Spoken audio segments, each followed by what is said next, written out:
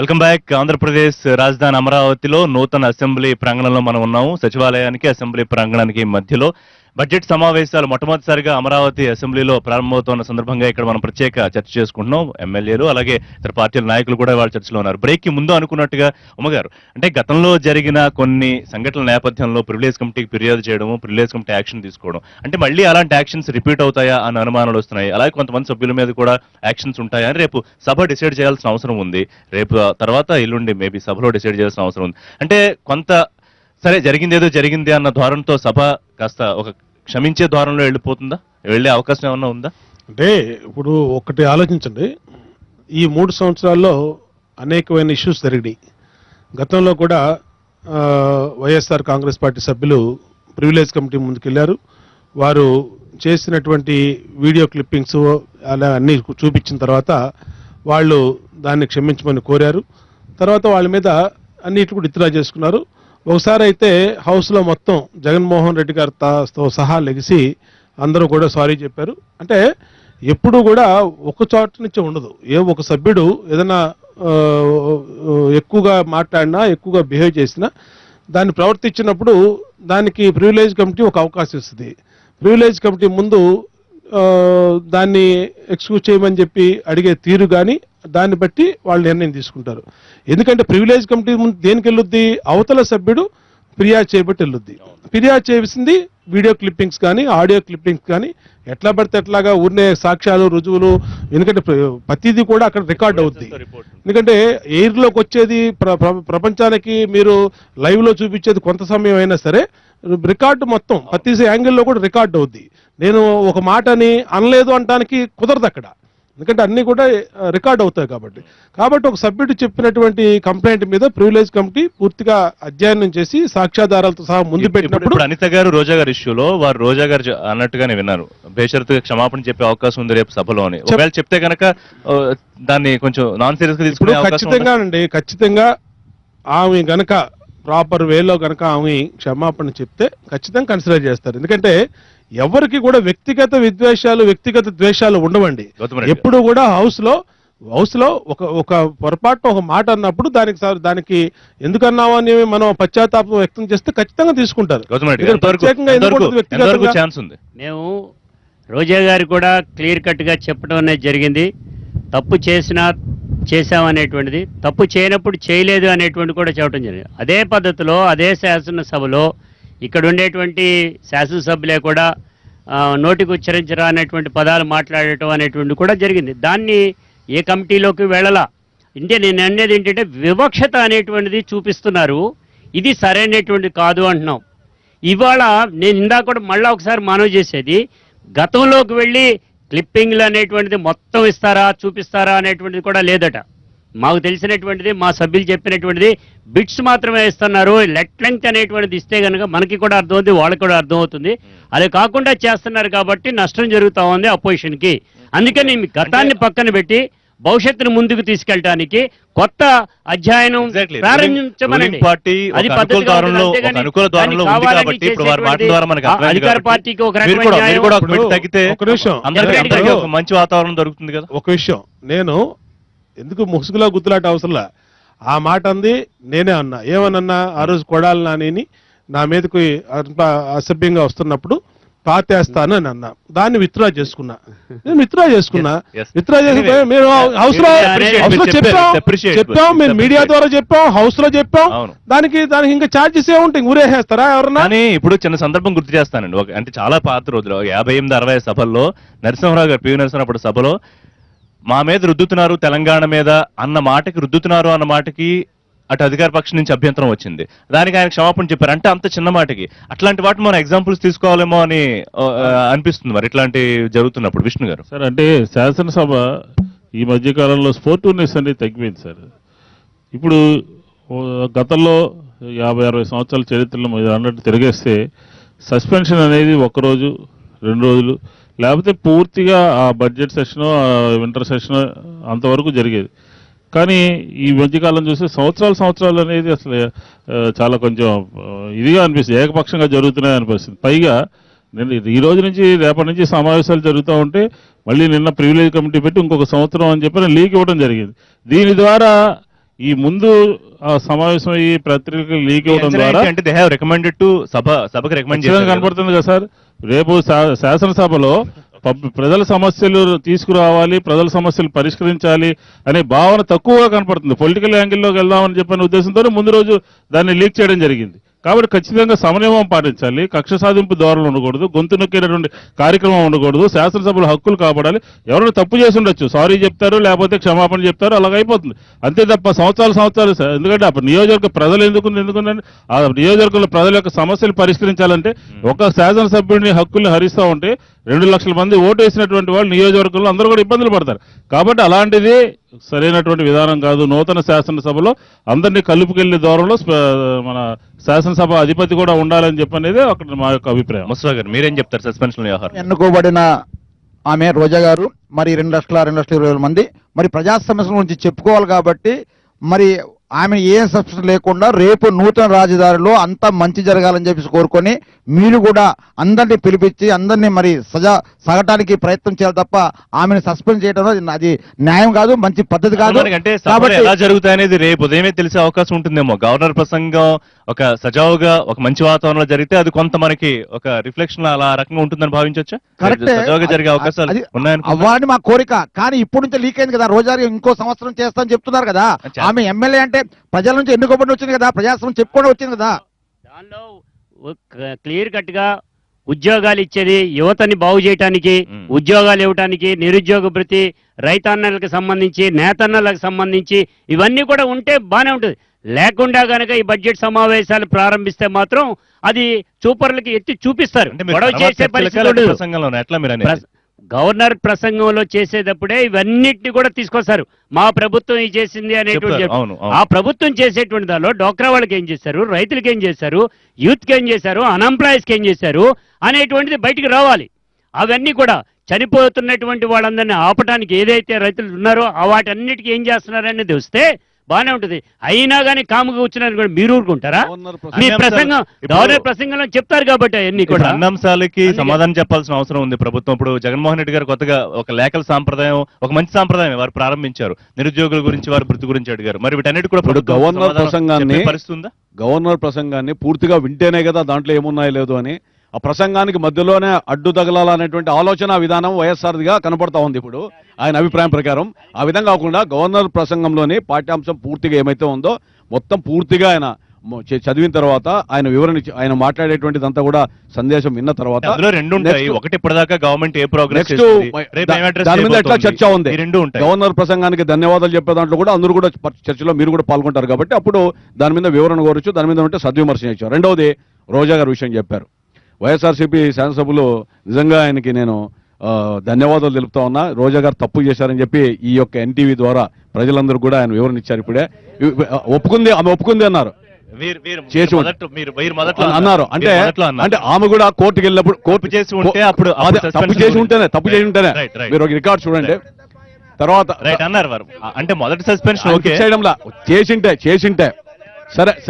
సరే చేసింటే తర్వాత కానీ రెండోసారి రెండోసారి ప్రివిలేజ్ కమిటీ రికమెండ్ చేసినట్టుగా సభ కనుక కఠినమైన నిర్ణయం కోర్టుకు వెళ్ళిన తర్వాత మీరు అక్కడే స్పీకర్ గారి దగ్గరే తేల్చుకోమన్నారు కాబట్టి తప్పకుండా ఉమా గారు చెప్పినట్లే ఎవ్వరు కూడా రాగద్వేషాలు ఏముండవు. అందరూ కూడా మనం ప్రజలకు జవాబుదారుగా ఉండాలా, బాధ్యతాయుతంగా వివరించాలి. కాబట్టి తప్పకుండా ఆ కవ్వింపు చర్యలకు పాల్పడకుండా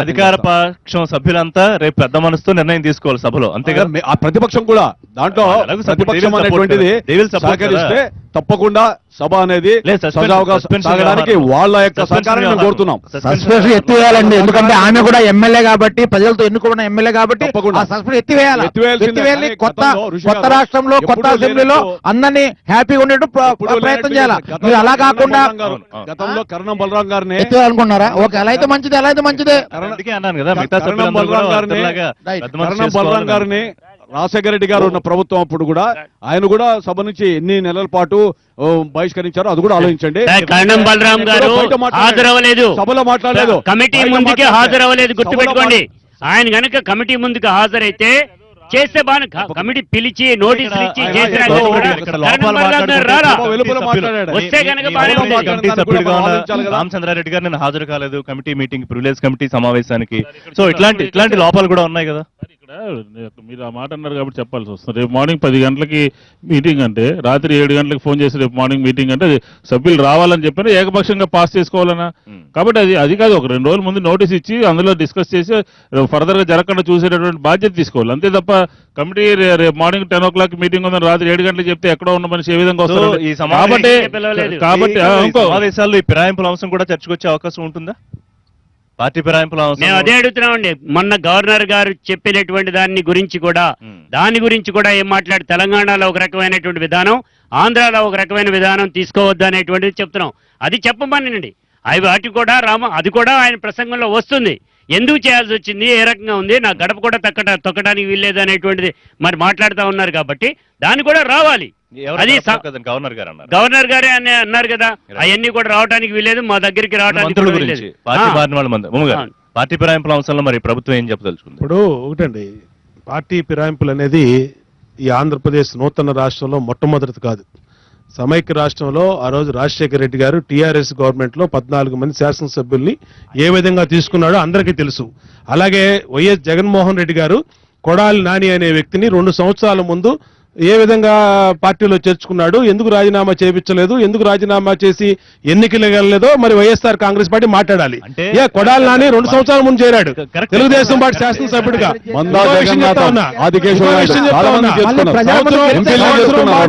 సంవత్సరం పాటు సస్పెండ్ చేయలేదు, ఎక్కడా లేదు.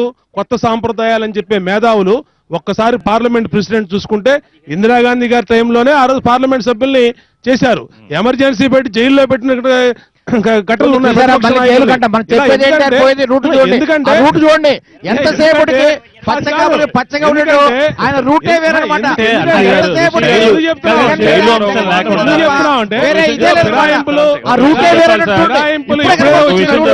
ఫిరాయింపులు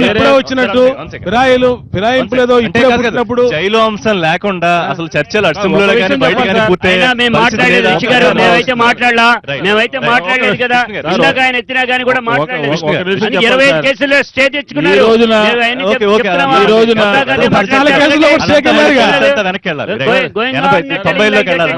ఫిరాయింపుల గురించి సహజమే కావచ్చు, అటాచ్డ్ గా ఉండేవాళ్ళు గతంలో కూడా జరిగింది. కానీ పెద్దలే బాధ్యులే రాజ్యాంగ పదవుల్లో ఉన్నటువంటి వాళ్ళు కండువాలు కప్పడం అనేది కొత్తగా తెరలేచింది. నెంబర్ 1. నెంబర్ 2, కాంగ్రెస్ ప్రభుత్వ హయాంలో ఉన్నటువంటి మంత్రులంతా కూడా ఈ రోజు కేబినెట్ లో ఉన్నారండి, రాజ్యసభలో ఉన్నారండి, పార్లమెంట్ లో ఉన్నారండి. దాన్ని ఏమంటారు, వాలంటీర్గా అందరినీ పార్టీలో చేర్చేసుకుని మీరు ఏ విధంగా మాట్లాడతారు?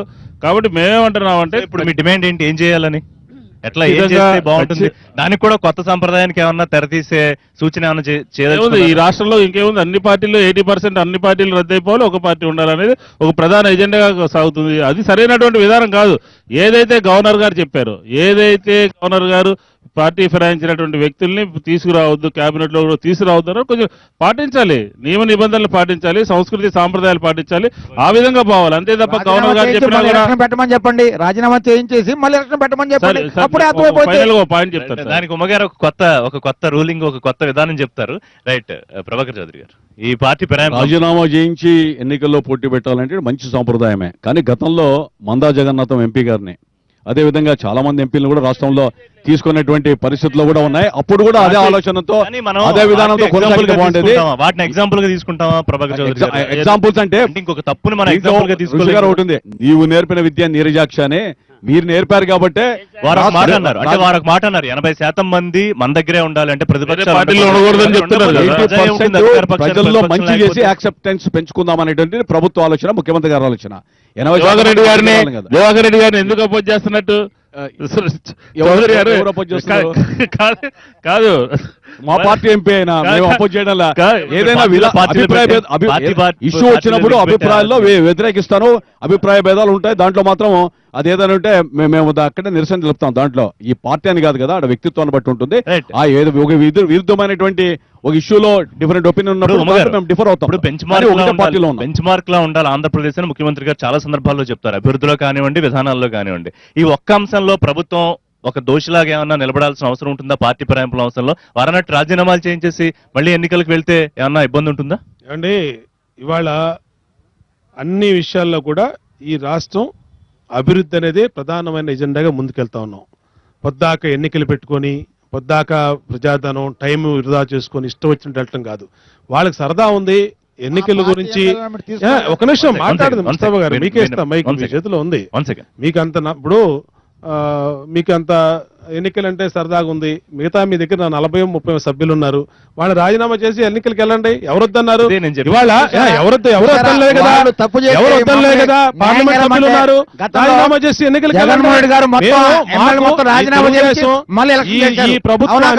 ఈ ప్రభుత్వానికి అనేకమైన పనులు ఉన్నాయి.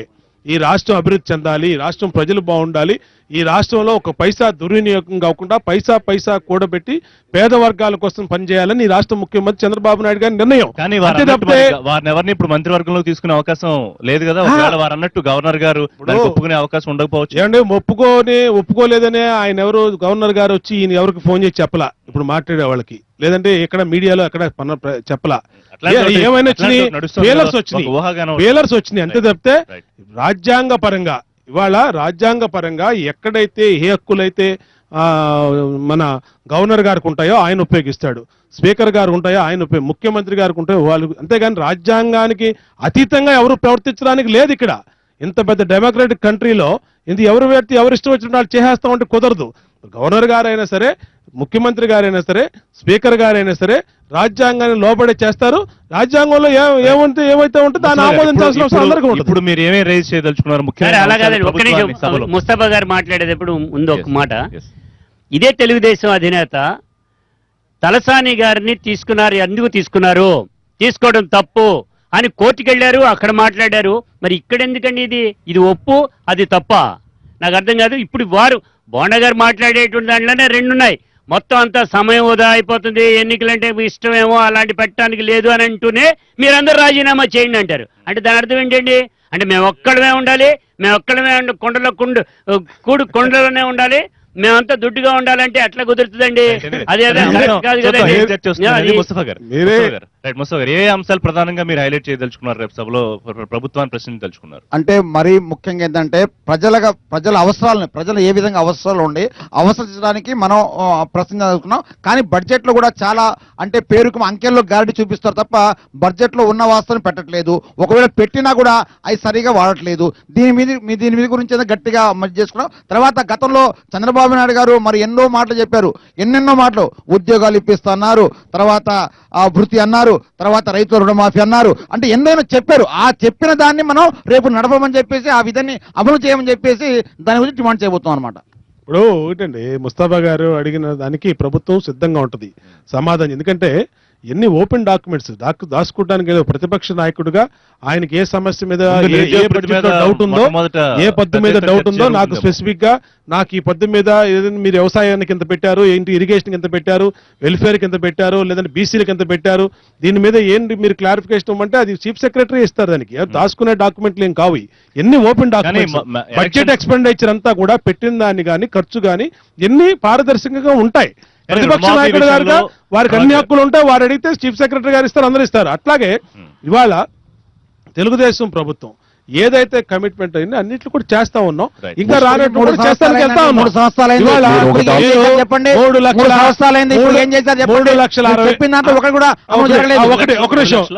1 నిమిషం వారు ఏమడుగుతున్నారని ఏం చెప్పారో అమలు జరగట్లేదు అంటా ఉన్నారు. 200 రూపాయలు పింఛను, 1000 రూపాయలు 43 లక్షల మందికి ఇచ్చాం. 89 లక్షల మంది డాక్టర్ మహిళకి 10,000 చొప్పున రుణమాఫీ 6,000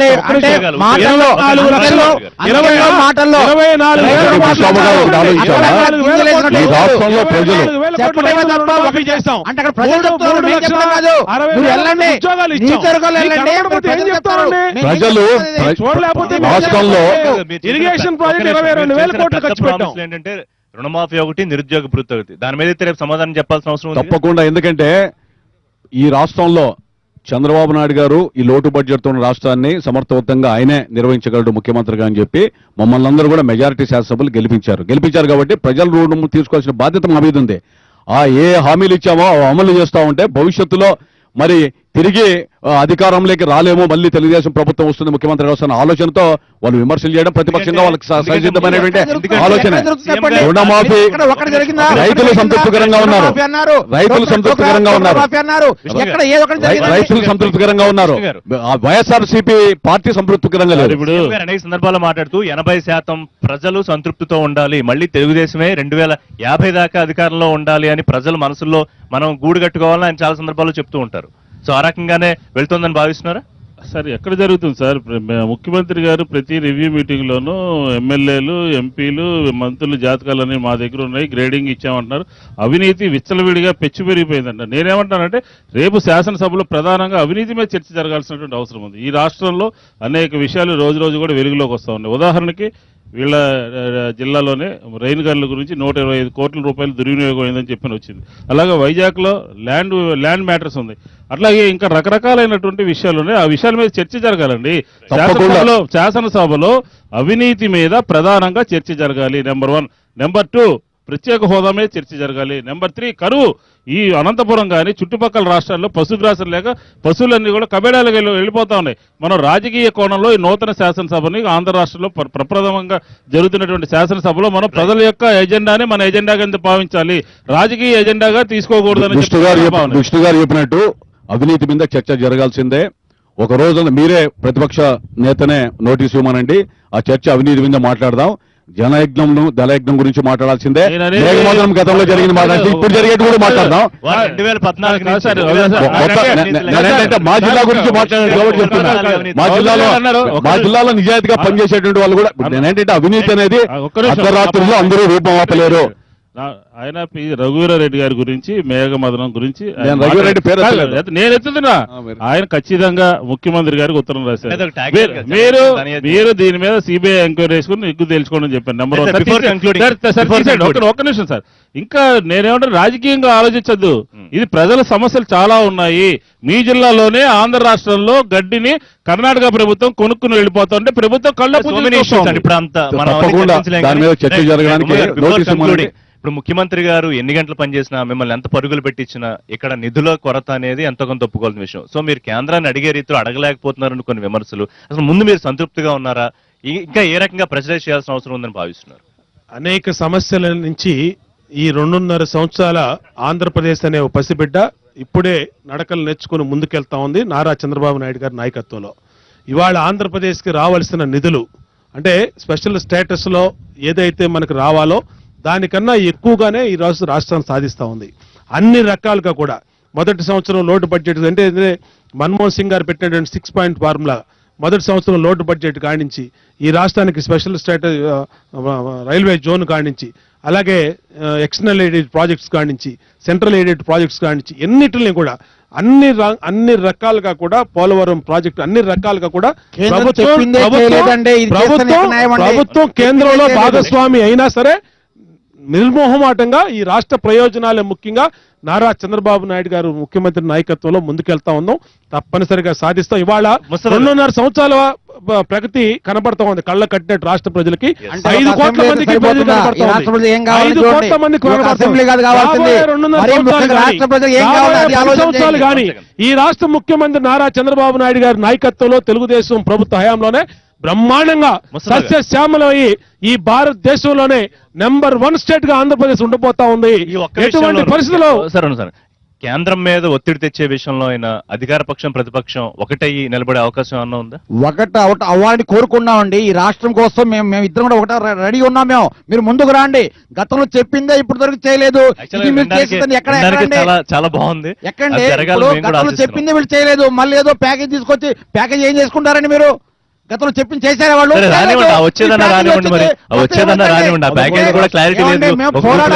పోరాడకుండా మీరు కూర్చుంటే వచ్చిందంటే పక్కన చూడండి ఎట్లా ఉందో. రైట్. గౌతమ్ రెడ్డి గారు, ఎట్లా రావాలి మన కేంద్రం నుంచి సాయం? కేంద్రం నుంచి సహాయం తీసుకునేటువంటి దాంట్లో ఈ రాష్ట్ర ప్రభుత్వం పూర్తిగా ఫెయిల్ అయింది. వచ్చినటువంటి వాళ్ళ లెక్కల్లో ఇప్పుడు ఏం చేద్దాం? ఇప్పుడు మీరు కానీ లేకపోతే అధికార పక్షం కానీ ఏం చేయాలని మీరు అనుకుంటున్నారు? మీకు చట్టబద్ధత కావాలన్నారే 1,98,000 కోట్ల రూపాయలకి దానికి చట్టబద్ధత ఉంది. విభజన చట్టంలో స్పష్టంగా ఉంది. అవి తెచ్చుకోవడానికి ప్రయత్నం చేయండి. రెండోది ముఖ్యంగా మాకు కావాల్సినటువంటిది ప్రజల ఆకాంక్షకి స్పెషల్ స్టేటస్ కావాలనేటువంటిది. దానికి మీ ముఖ్యమంత్రి గారినే ముందుండమనండి, ప్రతిపక్ష నాయకుడు మేమందరం కూడా వెనకే ఉంటాం. విష్ణు గారు. అడుగుదాం పదండి, కనీసం అడగటానికే సార్, ఇప్పుడు వీలు పట్టలేదు. అందుకని ఓటండి, ఒకే మాట. రేపు చర్చించేటువంటి దాంట్లో నీరు, ఇసుక, మట్టి, అవినీతి, అదేవిధంగా రైతాంగం, వీటన్నిటి మీద కూడా చర్చ చేయమనండి. రైట్. రాష్ట్ర విభజన సందర్భంగా ఈ రాష్ట్ర ప్రజల్లో ఏర్పడినటువంటి కోపం శాశ్వతంగా ఉండిపోవాలని ఒకే ఒక నినాదంతో పనిచేస్తున్నారు తప్ప ఈ రాష్ట్ర ప్రజలకు విభజన చట్టంలో ఉన్నటువంటి అంశాలను తీసుకురావడానికి ఇప్పటికీ ఫెయిల్ అయినట్టుగా మనం భావించవచ్చు. అనేక అంశాలు ఉన్నాయి. మొదటి సంవత్సరం లోటు కానీ నేను వివరాలు చెప్తే చాలా టైం పట్టింది. కాబట్టి రాజకీయం చేయకుండా కాదు నేనేం చెప్తున్నా అంటే నేనేం చెప్తున్నా అంటే మన్మోహన్ సింగ్ గారు ఏదైతే రాజ్యసభలో చెప్పారు, వెంకయ్య నాయుడు గారు, చంద్రబాబు నాయుడు గారు ఏదైతే పదే ఎన్నికల ముందు చెప్పారు ఆ మాటకి కట్టుబడి ఉండి మేమందరం కూడా రాజకీయాలు అతీతంగా ముఖ్యమంత్రి గారితో ఢిల్లీ వెళ్ళడానికి సిద్ధంగా ఉన్నాం. వైఎస్ఆర్ గాని కాంగ్రెస్ కానీ ప్రత్యేక హోదా ఆంధ్ర రాష్ట్ర ప్రజలకు రావాలనేదే మా యొక్క ఒక్కడుగు మీరు ముందుకేస్తే మొత్తం వెనకాల నడుస్తుంది. అంటే పదే విభజన చట్టంలో చేస్తున్నారు. విభజన చట్టంలో మేము అది నిజంగానే విభజన చట్టంలో సమగ్రంగా సంతృప్తికరంగా చేసింటే ఈ సమస్య ఉత్పన్నం కాదు. పోలవరంలో అంశాలు అసెంబ్లీ వాటి మీద దాంట్లో వాటి మీద పూర్తిగా దాన్ని 7 ముప్పు మండలాలు ఏవైతే ఉన్నాయో వాటి మీద నిర్ణయం తీసుకోలేకపోయారు. ఇప్పుడైతే అందరూ కలిసి రావడానికి సిద్ధంగా ఉన్నారు. అది ఎప్పుడో చెప్పింది, ఎప్పుడో చేశారు. విభజన చట్టంలో గురించి, ఈ రాష్ట్ర ప్రయోజనాల గురించి కాంగ్రెస్ పార్టీ మాట్లాడితే ఎలా ఉంటుందంటే, కాంగ్రెస్ పార్టీ సంస్కృతి ఏంటి? హత్య చేసి సంతాప సభ పెట్టే సంస్కృతి. మరి మీరు కామెంట్ చేసి మళ్ళీ వారు కామెంట్ చేస్తారు. వాళ్ళే మాట్లాడుతూ ఉంటే ఒక పాజిటివ్ నోట్ కంక్లూడ్ చేద్దాం. పాజిటివ్ నోట్ కంక్లూడ్ చేద్దాం. మాట చెప్పమని నేనేం చెప్తున్నా ఋషి గారు ఒక్క నిమిషం ఆయన మాట్లాడింది కౌంటర్ చేయాలి. మేమంటున్నాం అంటే ఇప్పటికే కాంగ్రెస్ పార్టీ మళ్ళీ అందుకే పాజిటివ్ నోట్ కంక్లూడ్ చేద్దాం. దారుణమైన విషయం అండి. అసెంబ్లీలో నిర్మాణాత్మక ప్రతిపక్ష పార్టీగా వైఎస్ఆర్ కాంగ్రెస్ పార్టీ, పాలక పక్షిగా తెలుగుదేశం ఈ రాష్ట్రానికి ప్రత్యేక హోదా రాష్ట్రానికి ప్రత్యేక హోదా కాంగ్రెస్ పార్టీ ద్వారానే సాధ్యమో, అంతే తప్ప విభజన సందర్భంగా వచ్చినటువంటి గుర్తుపెట్టుకోండి. శాశ్వతంగా మీరు కోపంగా ఉండండి. మేము ఏం చేసినా, మేము రాజీ పడ్డా, మేము ఏం చేసినా కూడా మీరు మాకు సహకరించండి అని చెప్పిన ధోరణిలో వెళ్తే మాత్రం ప్రజలు మాత్రం మళ్ళీ ఇంకా విమర్శలు వస్తే చాలా వెళ్తాయి.